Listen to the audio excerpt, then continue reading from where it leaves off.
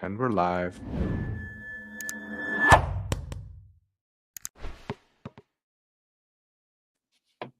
Hey, everybody. Welcome to the Agency Operators Podcast.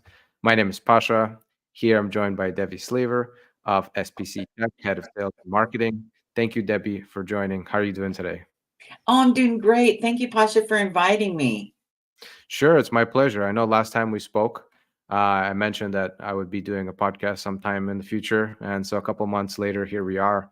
And I'm actually really pleased to see that you guys have also been doing a podcast and some of the same guests that we've had on. Stephen Pope, I saw, was recently on the podcast as Yes, well. Liz yes. Green, those are both amazing, very knowledgeable people. So that's super cool. Yeah, I'm really excited because I remember we were both talking about we wanted to start it. And then now here we are. We've both done it. Yeah. Yeah. Yeah. So we're easy to talk to, right? So I would love to hear about your story. So you're the head of sales and marketing at SPC Tech. You guys are an agency, you handle Amazon, and I think you handle some of the outside of Amazon things as well. Yes. So I'm curious, because I was mentioning before the call, everybody has their story, and I'm not saying anything bad about corporate world because a lot of Mhm. people work in the corporate world, but that path in many cases is pretty straightforward, but like the entrepreneurial path and working with smaller agencies, more boutique agencies, most of the people who are like high level management or any of those like leadership positions have a pretty interesting story in terms of Mhm. like what you had to do to like gain that type of very unique knowledge and skill set. So I'd love to hear your story as far back as you want. We have time. Okay. Well, when I came out of college, I started in a sales position for Marriott hotels. Okay. And I actually was with them for over a decade. And then I eventually went into retail and I worked for a large retailer. And I was there 12 and a half years. And during that period of time, I was a director. I'd always thought by the time I was 50, I was going to be a VP, Mm, in some company. But the longer you're there and the more you look at the VPs, I begin to think about, I don't think that's really what I want to be. So after about 12 and a half years, I left there and became my own consultant. And I was a marketing social media consultant. I worked with various companies and stuff.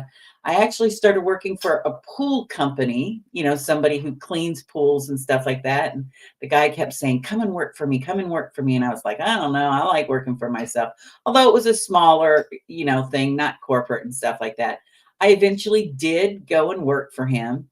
And in the process of doing that, I met another man who also owned a franchise. And him and I were just very similar in the way that we thought about things. And so he started telling me he's an Amazon seller himself. He does about 40 million in revenue. And he started telling me about his, what he was doing. And he's actually the founder of SPC Tech. So he started telling me about SPC Tech and what they were doing and stuff like that. And so I said, well, I will stay working in the pool company and maybe help you out with a little bit. And then before I knew it, I was like, I'm ready to I'll help you with your business. So I've been with SPC Tech now going on 2 years. And it's been really a fun ride, a lot of things to learn. And, all of them having marketing in the background and stuff, doing some sales myself. But I'm really enjoying now how much we help other people with their business. It's like being a consultant. right. Yeah, and I would say it's even probably better because sometimes, like, because I started out as a consultant myself, just kind of helping out different brands and not having the capability to execute on a lot of it. But it's so cool to be able to kind of know what to do and then have the resources all around you to just say, hey, this person, I think let's do this, and then actually see it come to life. it, Yeah. it puts you in like this position of kind of like leverage and almost like magic because you get to like you have a lot of support to see things in the way that you want to see them and actually see the result after. So working with teams and all of that Yeah. has been awesome for me. Yeah, I agree. We have such a great operations team that backs me up technically and stuff. And so I really enjoy the interaction with the teams, as well as, like you said, on the consultant side, you're there, you're just talking with people, helping them through things. But then when you add some support teams to you, it's just that much better. Yep, absolutely. And it's great that your founder has all that experience. I mean, being a successful eight-figure seller on Amazon, starting with that, I mean, Yeah, you definitely accumulate a lot of knowledge, a lot of failures, a lot of success. And so just putting that all into your team and the agency and all of those processes just gives people, I think all your customers have a lot of confidence in what you guys do, even starting with that and then obviously seeing the results afterwards. So yeah. that's SPC Tech was founded probably about over a decade ago, and I think that's a good measure. Sometimes when you're looking at agencies for somebody who might have been out there just a couple of months, sometimes you're thinking, will they be around? Will there be longevity and stuff? So I'm really glad to represent some, organization that's been around. We've got the certifications from Walmart, from TikTok, from Amazon to show that, we're authorized to work on seller accounts. Yeah, yeah, then that's super important. I think there are definitely a lot of agencies popping up, which are really just small groups of freelancers that decided to work together, which is how you start. Mhm. But at the same time, on the flip side, there's large agencies that have a lot of employees. There's a lot of churn there, and sometimes it's also not favorable for customers or for clients because they've had bad experiences where they feel like they're on a conveyor belt. So I think where you guys are at is like a perfect kind of medium where you still get that customized boutique feel and you get that attention that you're looking for, but at the same time, you guys are accredited, as you mentioned. So Yeah. the trust factor and like the longevity factors there. You can because people are looking for a partner they can grow with for many years. That's what everybody wants in business. Yeah, and we have had partners that we have been in business with for years, started when they were really small, and we've watched them grow and we've grown with them. And so it's really exciting to see some of these Amazon sellers who came in just with a product idea initially just grow into, something much larger. Yep. So with what you guys offer, it's Amazon, and then you guys also handle some of the external marketing for Mm. e-commerce. So you mentioned TikTok Shop and some of the other platforms. You said Walmart, right? Yeah, So Walmart, Etsy, eBay, we do most of them. We have kind of a unique twist on our management style because we really concentrate on account health, mhm, because we believe that your account health is really the foundation for everything else you build in e-commerce. right, right. And so we kind of focus there. We do handle a lot of ASIN reinstatement, account reinstatement, and that type of stuff because when people get to a point where they're really unhealthy, we're like the one stop. You come to us because that's where we have a lot of experience and knowledge. Right. And I know that it entails like a lot of factors, right? It's not just like listing being suspended or not. I think there's a couple different factors that Amazon is taking into consideration when it comes into account health. Um, what is the main culprit, would you say, that you guys really see in that world? Like why people come to you and say, my account is not really in good standing.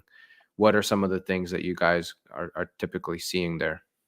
So I think that the big thing is probably product and product policy. That's probably where we see the majority where people go wrong, especially, I mean, that's your ASIN, deactivation and stuff like that. It has to do with what you're putting on your product descriptions and stuff like that. So we find that really the product policy is probably the most likely to get you in trouble. Mhm. Product policy. Okay. Yeah. Anything on the inventory level? Like you just have stale inventory and all that kind of stuff? Well, not necessarily there. What we find is that people who have stale inventory are probably dragging the rest of the business down by not just readily liquidating and getting rid of some of that stuff. If you've got it sitting there and you're paying, especially if you're paying FBA charges and stuff like that, at some point you have to stop thinking about how much you paid for it and you have to start thinking about how much it's costing you. That's right. Yeah, because eventually it becomes a burden and at some point you just gotta cut it off. You give it a try, let it go, right?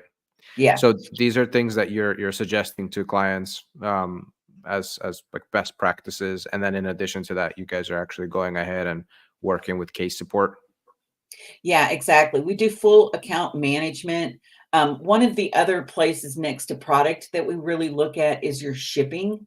That's what we call kind of the third pillar. We start with customer service. Obviously, every business wants customer service. That should go without saying. Then we look at your product. But, Amazon has three shipping metrics that we really pay attention to: the on time delivery, the late shipment rate, and then your valid tracking rate. If you're shipping yourself, you have to make sure that you're downloading the valid tracking information. Otherwise, you're in trouble. Yeah, I've seen them flag people for that all the time. And it's hard to stay on top, especially if you have a lot of orders coming in. You really need somebody dedicated for that. And it almost makes you feel like, all right, well, might as well send it to FBA almost. Like it depends on the product, of course, but Yeah. FBA is so much easier in that respect. Yeah. And, I think sometimes, especially when you're first starting out, you may not realize even what some of those costs are in addition to having your account, buying your product and stuff. There are the fulfillment costs, and you have to make that determination whether you want to be an FBA or an FBM. And for people who don't know, that means you're going to either fulfill with Amazon, you're going to ship everything to their warehouse, let them take care of you, cover you as far as a prime customer, send out your shipments and stuff for you, or FBM, where it's fulfillment by merchant, where you're actually, every time you get the order, you're going to go ship it. And so they have some really strict policies because, if you look at Amazon's history, they really, you know, established kind of the fast shipping, like fast food. They were the Hmm. first company that really came in and kind of said, okay, you can get this in 2 days. And there was a time when 2 day shipping was like, what? Right.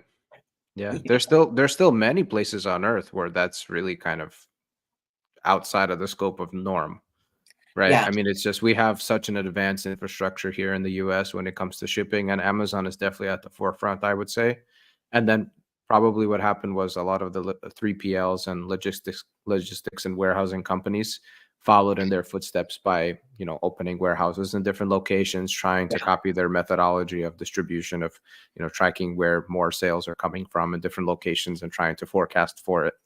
But then that also creates an issue where later on, if you ever try to remove inventory that's been sitting in Amazon's warehouses for some time, like you've been selling for like a year, right? And then you need to Mhm. get some inventory back, you're going to get boxes from everywhere in the world. Like, like it's such a frustrating thing to get. Like, you removed 2,000 units and you're getting boxes of like 10, 5, and you're just asking yourself, like, what is all of this? And that's what's happening. They're just sending it to you from Yeah. like literally 100 places. We've seen the FBA kind of change a little bit now where you could actually end up shipping to 2 or 3 places.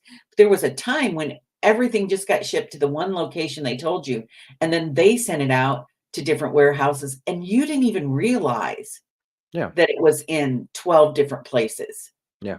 because you sent it to one place, and so then, yeah, you try to pull it back, and all of a sudden, it's like, "Where is this stuff coming from?" Yeah. Yeah, it's kind of weird. And then like they're all coming in different conditions too. And Mhm. sometimes it's not in the like best conditions. Like once they're removing it, some of the people are just like throw it in a huge box, no bubble wrap or like or whatever, those pillows in there. And Yeah. it's just like bouncing around. By the time it gets to you, it's all beaten up. So Yeah. it's It it's really also, like, if it's been in Amazon's warehouse for over a year, there's some shelf worn. I mean, yeah. you don't know how many times it's moved from one shelf to a different shelf for them to have to move product around. So there's stuff that's happening even in their warehouse that you aren't aware of until you get it back, and you can see how the packaging is just worn, and that didn't happen necessarily through shipment, but it definitely happened because it was sitting on their shelves. Yeah. And like you said, it's kind of to be expected because I mean, Amazon warned you. It's their policy, right? So if they set those policies, it's because they understand already the nature of how things work and what to expect on your side. So wrap things in plastic, most things, right? Make sure it's not going to spill, make sure it's drop tested. They're doing all those things for your Yeah, benefit. So the yeah, customer doesn't get something that they're unhappy with because they can't quality control every single unit. That would be impossible. They literally probably right. have billions of products. Yeah. So it's, I think sometimes that's the thing we forget about is that Amazon has, millions of sellers and billions of products. And, when you're the owner of the shop and you have this stuff going on and why in the world does Amazon do it this way? You forget that they have to set policies because of their volume. It's not really intended towards the seller individually. It's just how they have to keep track of the chaos. yeah, that's it. It's organized chaos is what definitely what Mhm. it is, right? So much of it is automated. And I hear a lot of things like, oh, Amazon is sending my product in a box with like other products, and they're not like, shipping it with enough like padding, and some of the things are breaking and so on. And it's like, what do you expect? That's Mhm. not their job. It's our job to bubble wrap it. Like, you got to make it as though, like, pretend every single unit is going to get smacked against the side of the truck. Yeah. You have to be ready for that the product has to be perfect. And I'm Eh, seeing more and more that, like, people, like, when I buy from Amazon, it's getting better and better. That yeah. Yeah, and because people are like, oh, return rates are high, I'm losing money. So instead of losing money on return rates and bad reviews, lose money on extra padding. The other thing is you have to keep in mind that you can do FBA audits, Yeah. where you can actually go in and you can make claims against if some of it was damaged because it's been in their warehouse or because of the shipping method that they used and stuff like that. You can make claims against Amazon, and they not only pay you, they pay you the cost as if you sold it, if they reimburse you. It's not just your cost, so they count it as a sale. So Amazon does recognize that, yes, they have a lot to take care of, but they also recognize that they are responsible, that you've, made them responsible for some of your product. But you're responsible for, like you said, the outer packaging and what it looks like and that type of stuff.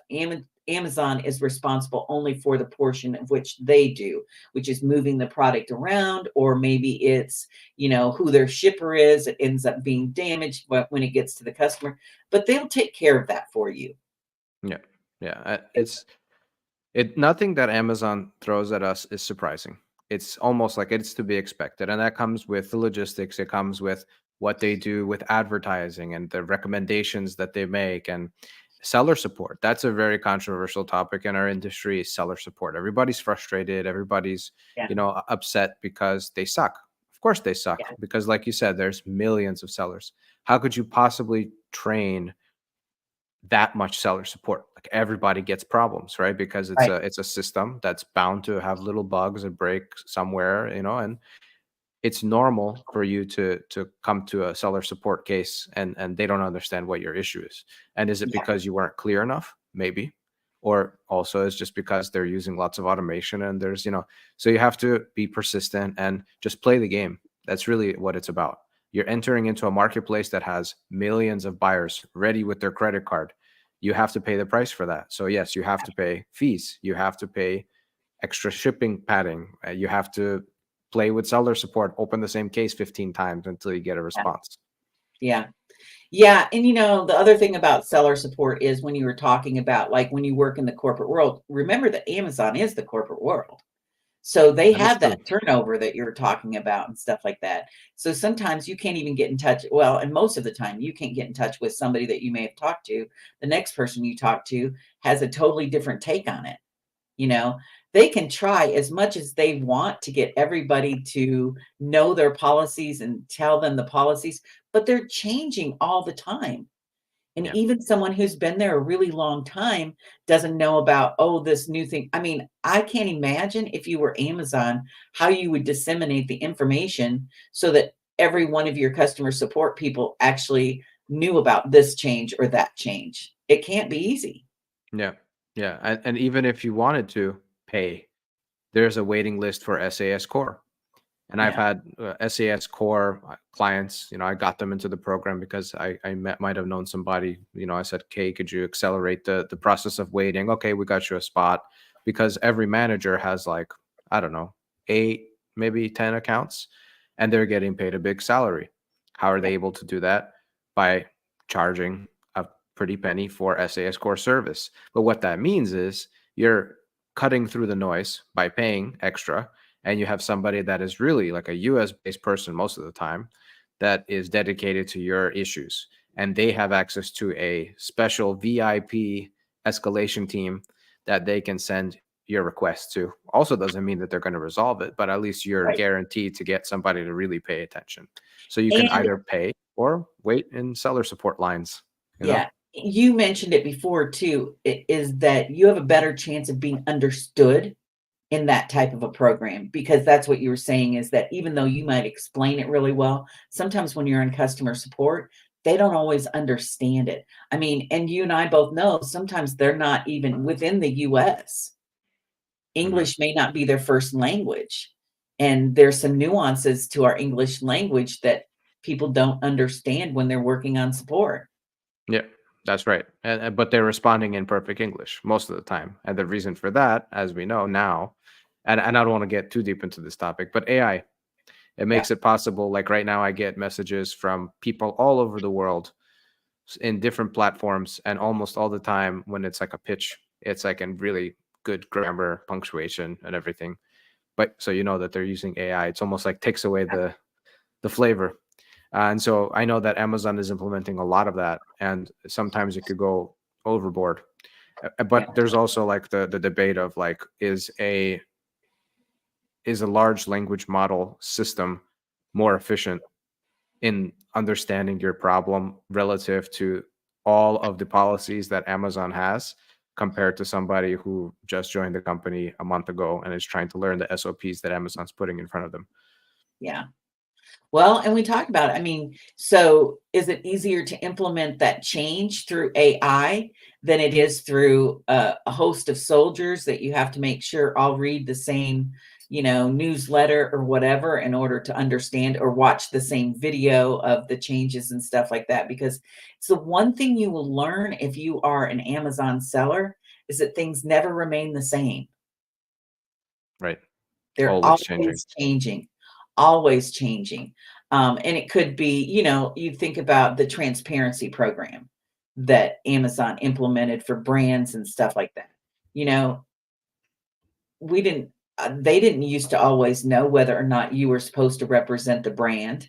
Now they've cracked down on it. And there's a lot of people who have had their accounts deactivated because, they were piggybacking on somebody else's listing, selling, and stuff like that, and didn't realize that that particular brand had a very strict policy about, you can't sell our brand.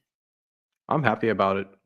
I mean, Amazon has gotten harder because they've put up so many moats around so many things. There's so many barriers to entry now. But what I've seen that become is Amazon is no longer an aggregator of Mm, low quality listings and yeah. sketchy sellers. That's how it used to be. Yeah, no, there's a trust and reliability that goes with the policies that Amazon is implementing, and Amazon wants to make sure people always come to them with a trust that I can buy a good product if I go to Amazon, right? Yeah. I mean, that's what it's about. And as a seller, you absolutely want them to be known as a place where you can get a good product. Sometimes do people get caught in between? Absolutely. But if you can stand back and look at why the policies are actually implemented, it makes a lot of sense. A lot, yeah, and I'm happy about all these new platforms coming out, Temu and then other ones that are like, Amazon's super cheap Chinese, product platform. I don't even remember the name, but um, it's such a good thing because now Amazon can finally be the place that you can, like you said, go to expect quality. It wasn't Yes. like that for a very long time.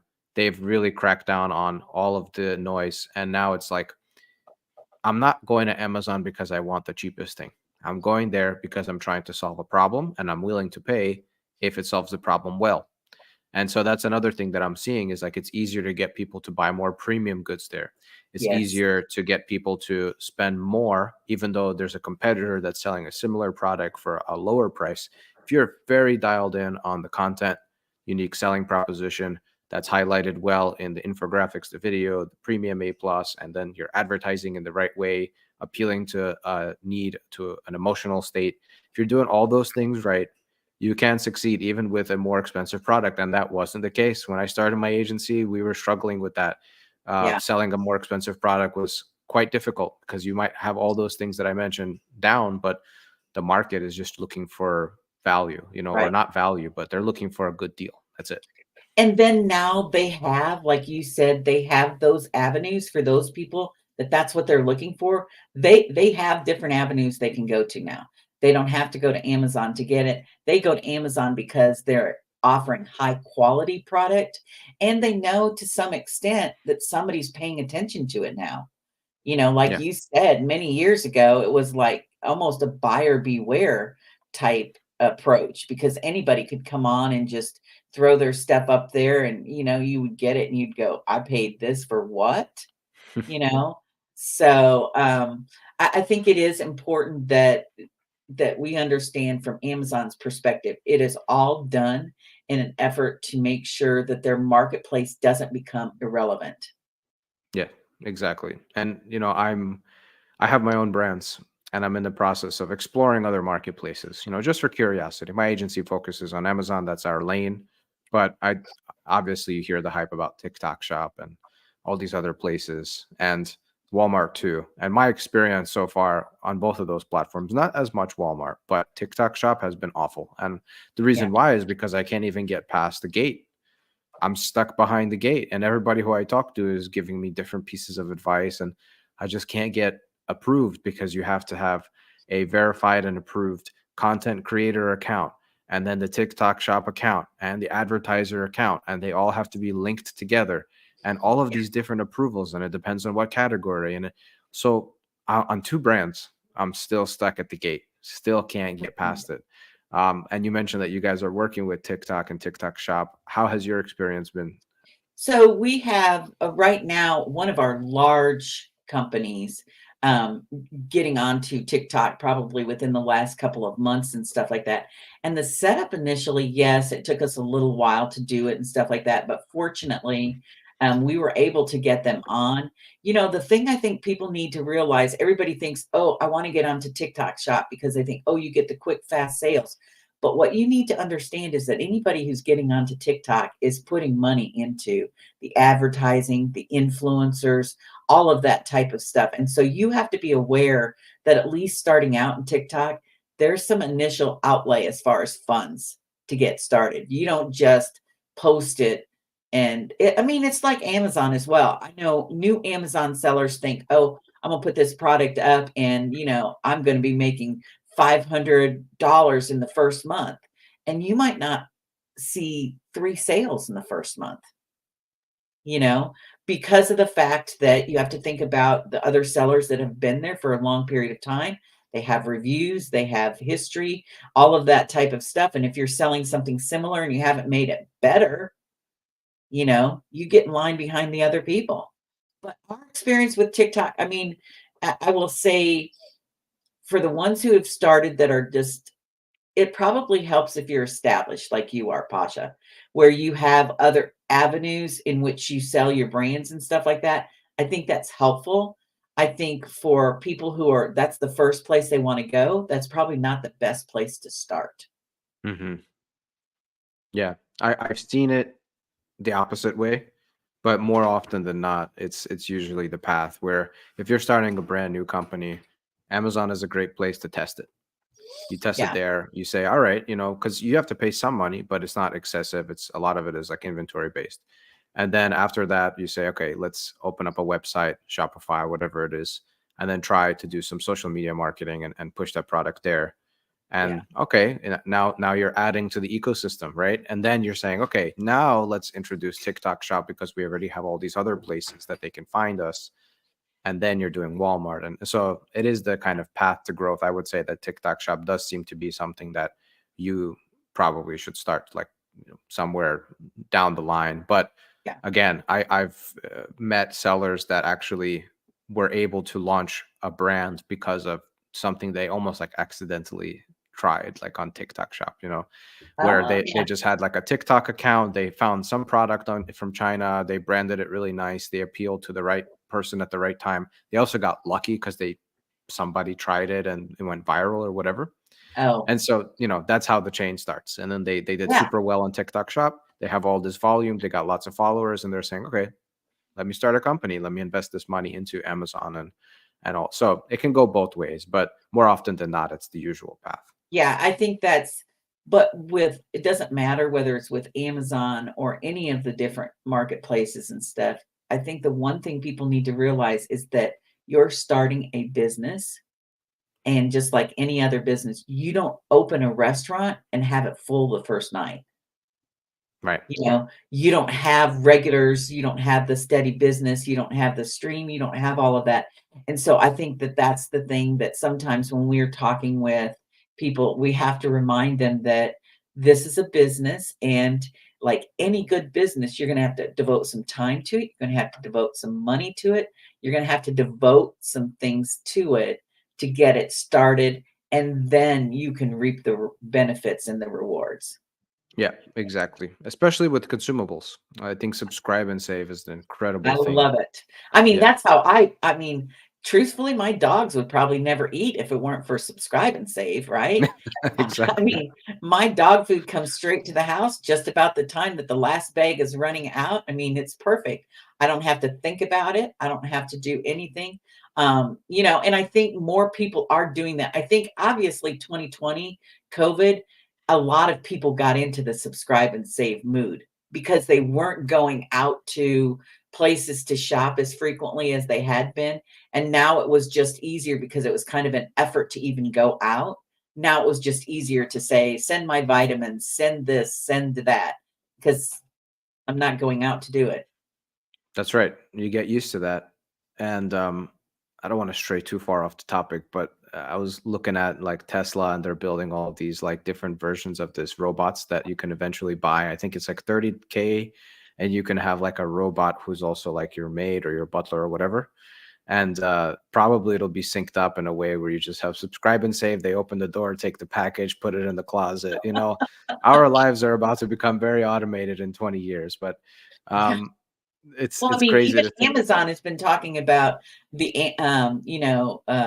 delivery with the Yeah, drone delivery. I mean, that's been in conversation for a long time as well. So, I mean, there's definitely technology that is going to, we're hopefully see it in our own lifetime, that we'll see some of these things happen. I lived in Dallas, Texas, and I loved it. I loved Amazon because I could get same day delivery because they had so right. many warehouses around Yeah, there that I could just get same day delivery. And, when I moved away from Dallas, all of a sudden it was like, what? I gotta wait 2 days to get something? yeah. It's hard to go down in standards, right? Yeah, it is. It really is. Once Yeah, you get trained on it, you're like, man, 2 days, it's too, you start thinking differently when you can get something like same day or next day, right? yeah, It's like, why drive to the store and spend all this time? Can I wait a day? Yeah, most times you probably can. So, but anyhow, the subscribe and save thing is amazing as a way to grow a business that has really high cost per acquisition. So if you're losing money on ads, but you're getting a lot of customers through the door who are trying your product, and you have a good rate of subscription, over time, you can stop paying for ads, yeah, right? And then the organic starts to take over. You have some good momentum, and I think subscribe and save has good weight when it comes to rank. I think now the ranking factor A9, this is something Brian Johnson talks a lot about. I had him on the podcast, and he's building a mhm, mechanism which reverses the A9 algorithm. So this is actually something I think about a lot. What has an impact on the algorithm for sales rank and everything? And he probably has the metric for it, but I suspect that subscribe and save plays a pretty significant role, because that's another one of those signals to Amazon that says this product has, high quality. yeah, high quality, and people want it all the time. And it's, Yep, it's basically easy money for you, Easy money Yeah, for Amazon. Amazon doesn't have to push customers to your product anymore. They're on the subscription. exactly right. Yeah. Exactly right. Yeah. But there are so many things I'm anxious to see what is going to happen with Rufus in the future. I mean, there's so many technology things that are starting to come to the forefront that are going to change the way even you write your listings. With Rufus, are you going to be totally keyword optimized, or what are you going to have to do in order to have a good listing, right? Yeah. We don't know. We have to test that out. It's interesting to see not just Rufus, but also some of these voice recognition systems getting involved. Like we're testing a lot of DSP advertising on Alexa, those types of things. How does that all work and play into how people shop and the way that things are moving because when you're on your mobile device or when you're on your desktop and you're shopping through the Amazon platform, you have all these different options and you have so much information available to you. On voice, there's so much limitation. So it's really they're direct and targeted. So how are they maneuvering that is Yeah. Although I will say Alexa in my household is a good friend. I yeah, mean, I ask her things all the time. She turns on my music, my lights, I mean, I use her a lot. And so I, again, would be the perfect person. I mean, I trust her. She may be automated, but when you get accustomed to, she tells me when I'm supposed to take prescriptions or vitamins, or she even tells me when the workday ends every day. I mean, I get accustomed to her. I start trusting her. And so when she recommends something, I'm already going to have a certain amount of trust in what she's telling me. right. And so then if you're saying, oh, I got invited to the beach this weekend, I need a beach chair that's going to come here in 2 days. I probably want like a dark color and something that's within like under $50. And that's it, right? And she should be able to make that happen for you, but she's Yeah. going to make the choice, Yeah, right? exactly. And I know that I've relinquished that to some extent because I'm not looking at the imagery. I'm just telling her experiential. This is what I need it for. So now it becomes a little bit more need based than maybe attractive to me because somebody did a good job on the images, or, seeing the reviews. Now you could tell her, of course, I want something that's reviewed above a 4 or something like that. But still, you are giving up a lot of your own, you know, Yeah, control to do it. decision making power and control, 100%. And so that's the big question mark that I'm trying to answer. A lot of people in our industry are trying to answer because you're basically looking into the future and saying this is going to become more and more prominent in our lives technologically. So how do we prepare ourselves as agencies, as sellers, and as consumers Yeah. for this shift? And I think that's exactly true, where you're not just looking at images and videos and getting too hung up on branding and those types of visuals. You're really focused on how do we make it clear what the value proposition is on the front end and the back end. Like, how do we tell Amazon system that this is a perfect fit for what this contextual search is asking? Yes, absolutely. Yeah, it's really exciting to kind of see some of the changes, and then in a little way, it's a little bit scary too, because as agencies, we're trying to lend some expertise, and when it comes to a new technology or something like that, no one really has a lot of expertise in it. We're just all trying to figure it out, right? That's right. As you said, Amazon's always changing. And I will say, I watch the Amazon news feed in my Seller Central account. I listen to a lot of people talking, and 90% of the changes, nobody tells you. Yeah, And I don't want to say nobody because there are other experts in our field who are doing their own research and will share it, like on LinkedIn. yeah. But like large news, feeds when it comes to our industry, they won't tell you about those changes. They might tell you about the new fees or something. But when there's a new keyword for supplements, that is not allowed. No one's going to tell you that. When No. there's a new thing that you have to upload in order to sell in a certain category, nobody's going to tell you that. So it's all trial and error and just lots of mistakes and failing and losing money. That's the path. That's the only way Yeah. you're going to know. And it's the business. It's anybody who wants to get into Amazon needs to understand it's not really about finding the $10,000 a month product. Because those are the commercials you see. "Oh, Yeah. I can get you the product that you'll get $10,000 a month in revenue or sales." Okay? But who's talking about whether or not that $10,000 a month is covering all of your expenses and stuff? Is it a profitable product? Is it, you know what I'm saying? There's so many other things that aren't being said in some of those commercials that you're seeing and stuff like that.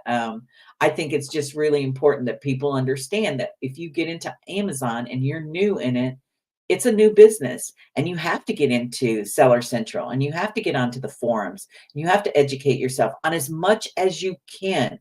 There will be some things you will find out in error, but the truth is, find out what you can become devoted to your business. Or hire somebody Yes. who's doing it. Yeah, and there are a lot of people that we work for who this isn't their primary job. It isn't, but what they're looking for it down the road. They're in it for the long term. They're saying, "Hey, in 10 years, I want to know that I have this other residual income and stuff. So we're going to build it out for that and stuff." So I think that part is the other thing that you have to recognize. Do you have the time to devote to another business if it's not your primary business?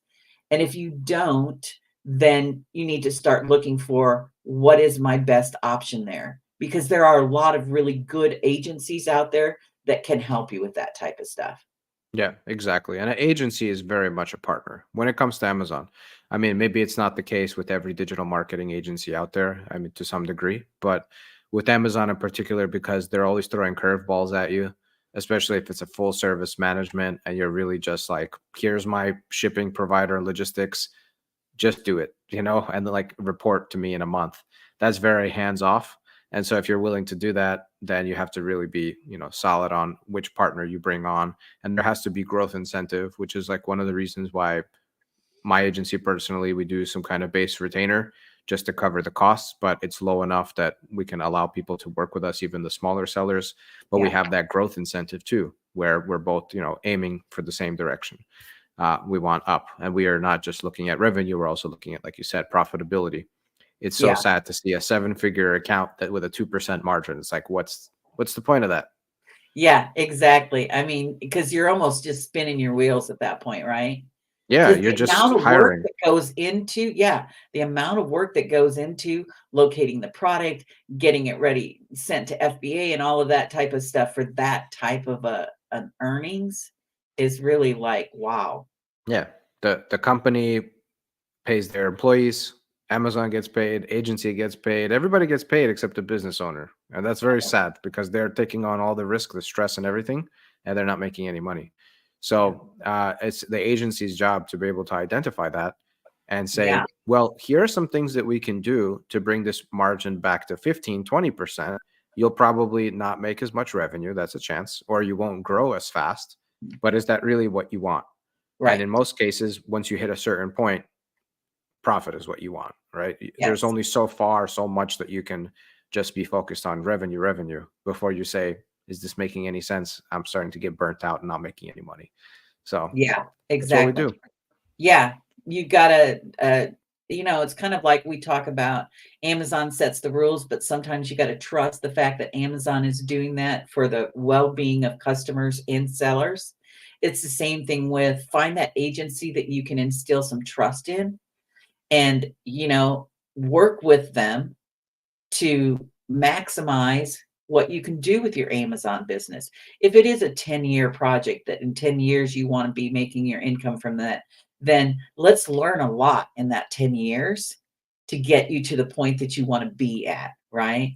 It's Yeah. the unrealistic expectations, the person who starts and says, "Well, I think I'll sell about 2,000 units a month," you know?